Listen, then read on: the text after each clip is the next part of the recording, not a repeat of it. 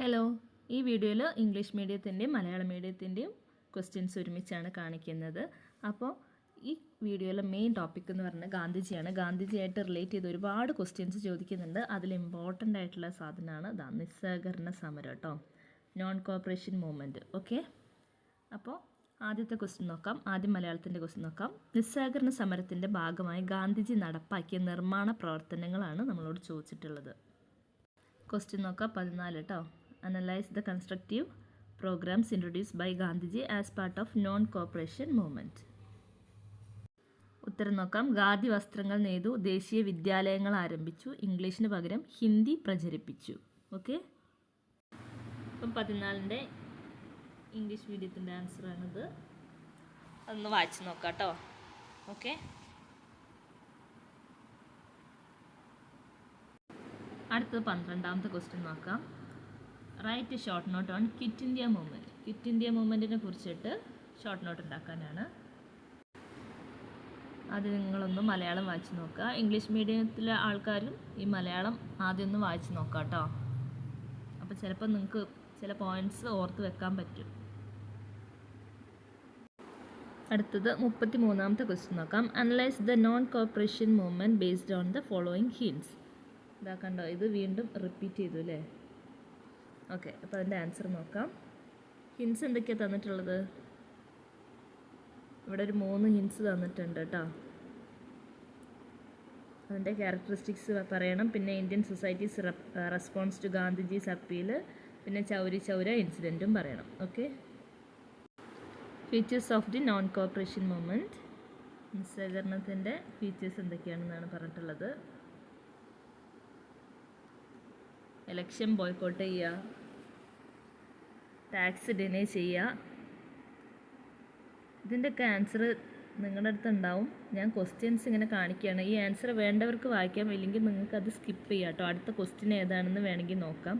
ഇതിൻ്റെയൊക്കെ ആൻസർ നിങ്ങൾ already prepare ചെയ്തതായിരിക്കും.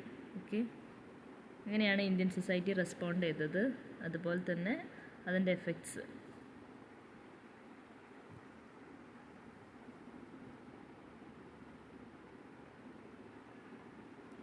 Chauri Chaura സംഭവം.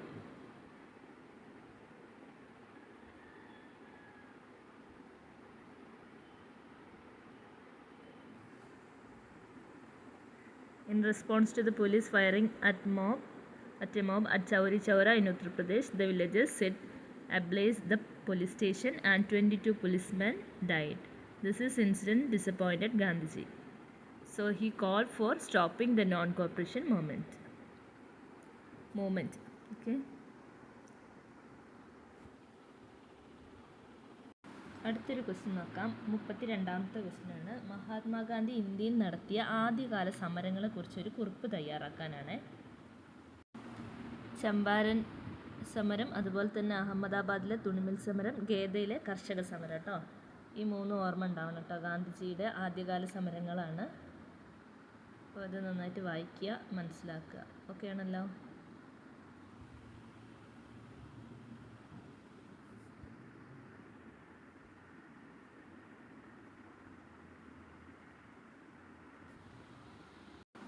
അത് 32ാമത്തെ ക്വസ്റ്റ്യൻ നോക്കാം. Write a note on the early struggles of Mahatma Gandhi took up in India. Okay, answer നോക്കുക കേട്ടോ, വായിക്കണേ.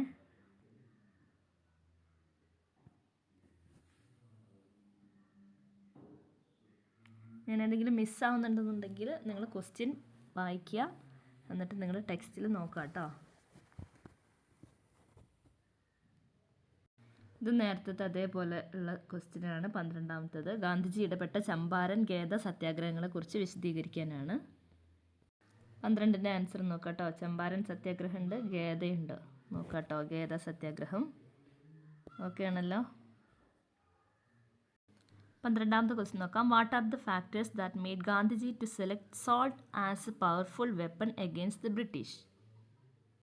അതായത് ബ്രിട്ടീഷുകാർക്കെതിരായ സമരത്തിൽ ഉപ്പ് പ്രധാന ആയുധമായി തിരഞ്ഞെടുക്കാൻ ഗാന്ധിജിയെ പ്രേരിപ്പിച്ച ഘടകങ്ങൾ എന്തെല്ലാം എന്നാണ് ചോദിച്ചിട്ടുള്ളത്. 12ാമത്തെ ക്വസ്റ്റ്യനാണ്. ഓക്കെ, അപ്പോൾ അതിൻ്റെ ഉത്തരം സ്ക്രീനിൽ കൊടുത്തിട്ടുണ്ട്, വായിക്കുക. Salt tax constituted 2/5 portion of the income collected by the British through taxes. This tax was a heavy burden for the poor people, അല്ലേ? പാവപ്പെട്ട ആളുകൾക്ക് അത് വളരെ വലിയൊരു ബേർഡൻ തന്നെയായിരുന്നു, അല്ലേ? The British government ban small scale indigenous salt production. The was 3-fold like on salt price. പിന്നെ the demand for lifting salt tax was a slogan suitable to inspire all segments of the society. 18ൻ്റെ question നോക്കാം. Who wrote the play Neel Darpan? Neel Darpan എന്നുള്ള നാടകം ആരാണ് എഴുതിയത്? ദീനബന്ധു മിത്ര കേട്ടോ. How did it influence Indian nationalism? അത് Indian നാഷണലിസത്തിനെ എങ്ങനെയാണ് ഇൻഫ്ലുവൻസ് ചെയ്തത്? ഇന്ത്യൻ ദേശീയതയെ കേട്ടോ. ഇതാ കണ്ടോ, 18ൻ്റെ ക്വസ്റ്റ്യൻ നോക്കാം. നീൽ ദർപ്പൺ എന്ന നാടകം രചിച്ചത് ആര്? ഈ നാടകം ഇന്ത്യൻ ദേശീയത സ്വാധീനിച്ചത് എങ്ങനെയാണ്? അപ്പോൾ ദീനബന്ധു മിത്രയാണ് ഈ നാടകം രചിച്ചത് കേട്ടോ. ആൻസർ നോക്കുക. Neel Darpan a play written by Dinabandhu Mitra. Influence in Indian nationalism കൊടുത്തിട്ടുണ്ട്. ഓക്കെ, അപ്പോൾ ഇത് വായിച്ച് നോക്കുക. അപ്പോൾ ഇത്രയും ക്വസ്റ്റ്യൻസാണ് ഗാന്ധിജിയായിട്ട് റിലേറ്റ് ചെയ്ത് വരുന്ന ക്വസ്റ്റ്യൻസ്. ഇനി ഏതെങ്കിലും വിട്ടു പോയിട്ടുണ്ടെങ്കിൽ നിങ്ങളത് വായിച്ച് മനസ്സിലാക്കുക കേട്ടോ. ടെക്സ്റ്റിൽ നോക്കി വായിച്ച് മനസ്സിലാക്കുക.